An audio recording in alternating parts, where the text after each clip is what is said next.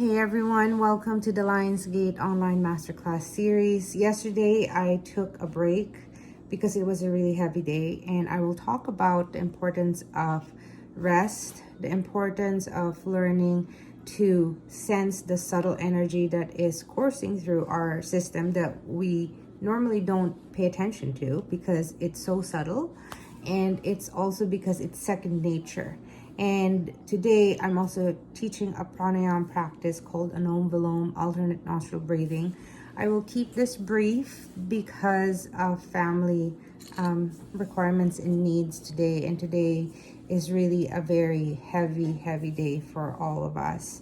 So in the essence of time, alternate nostril breathing is breathing through the left nostril of our nose first. We cover the right nostril for that. And then at the top of the breath, we release the hold on our right nostril and then cover the left. And we exhale. And we do that several times. And this is one of the practices that I do when anxiety and when I am trying to recover from a panic attack. It is very helpful. The science behind this is that on our left side of the body, we start to practice because that is how our cycle of breath actually happens.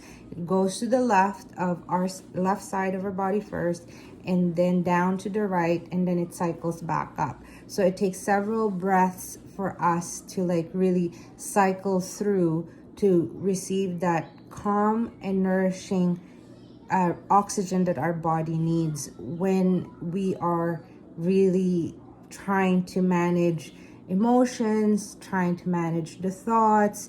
And it is really quite helpful to have on hand as one of the tools in your wellness toolkit, especially if one suffers from symptoms of mental health decline.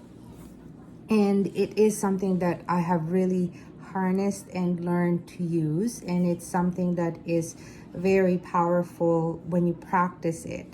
So when you're doing the practice, you practice it before you get dysregulated. And when I say dysregulation, it not only means that the body is having a situation and one can't process. Dysregulation can also mean the environment that we're in, we have to re-regulate our own unique bodies and our own unique needs depending on the environment that we're at. So one of the things I go through is I have difficulty with crowds, and it is something that I'm still working on, and it is something that I still need to learn to manage myself because I can't change the environment that I would be in. Let's say, for example, I'm at a train station and it's packed and there's so many commuters.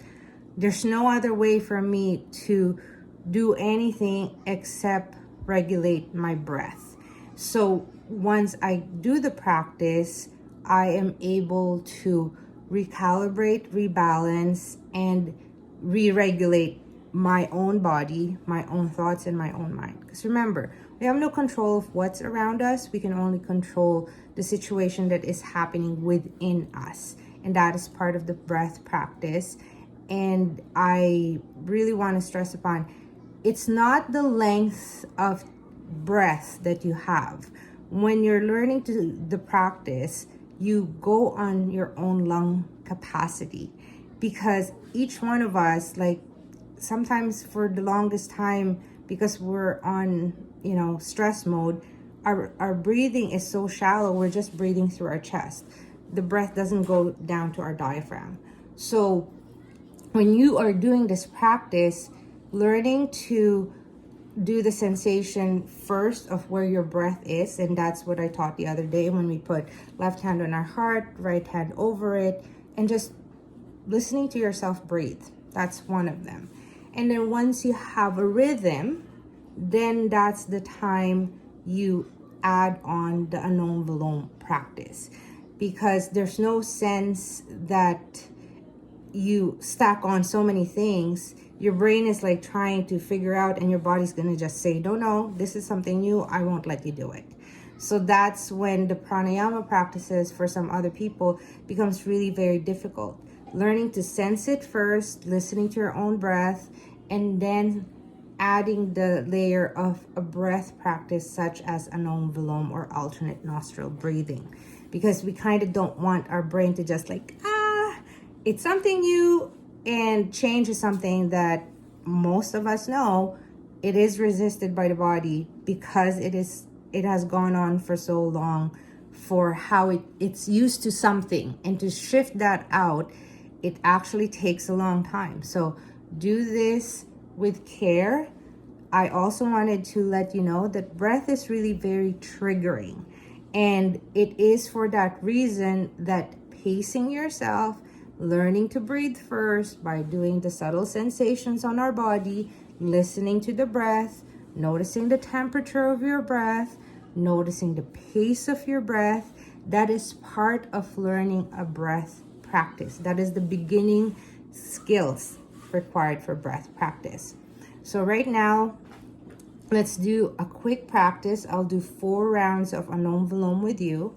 Let's put our hands to our hearts, left over right, right over left. It doesn't matter. You can have your eyes closed. You can have a soft gaze, your choice. I'm going to do a soft gaze in the camera, and just, learning to slow down now my thoughts, learning to slow down the speech.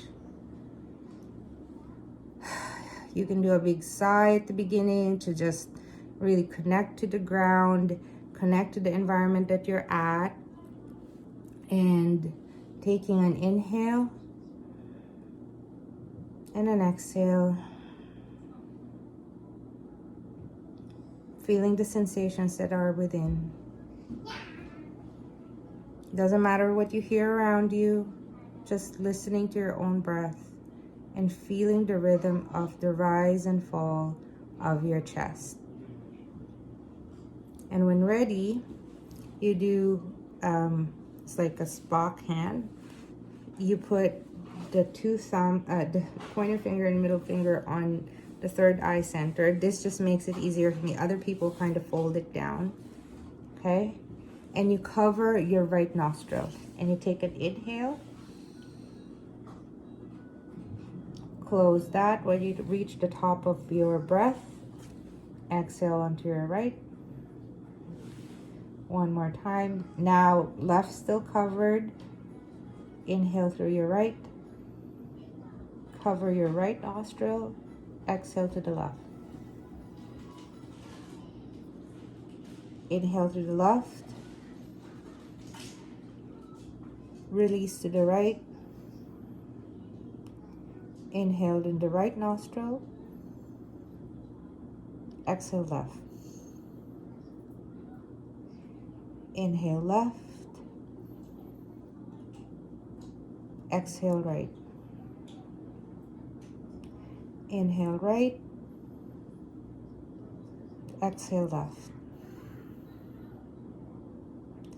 Inhale left.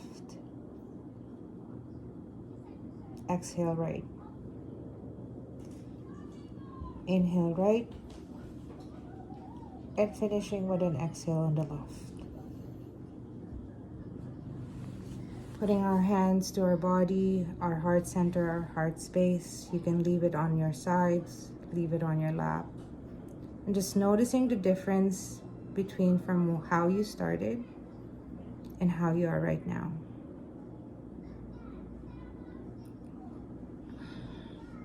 So I hope this is a really helpful practice for all of you. I know for today, it would be really helpful for me as our family comes together to process all the things that are happening around us with the loss of my beloved sister-in-law Candace. And I hope this practice supports and help you in many ways, subtle ways. Just really learning to notice your breath. That is the only thing that we have agency to support us in most difficult moments. And as we process everything, no matter if it's stress, no matter if it's emotions rising. Learning to anchor yourself to your own breath is the most important practice that you can do for yourself. So from my home to yours, I hope you're having an amazing day. Much love.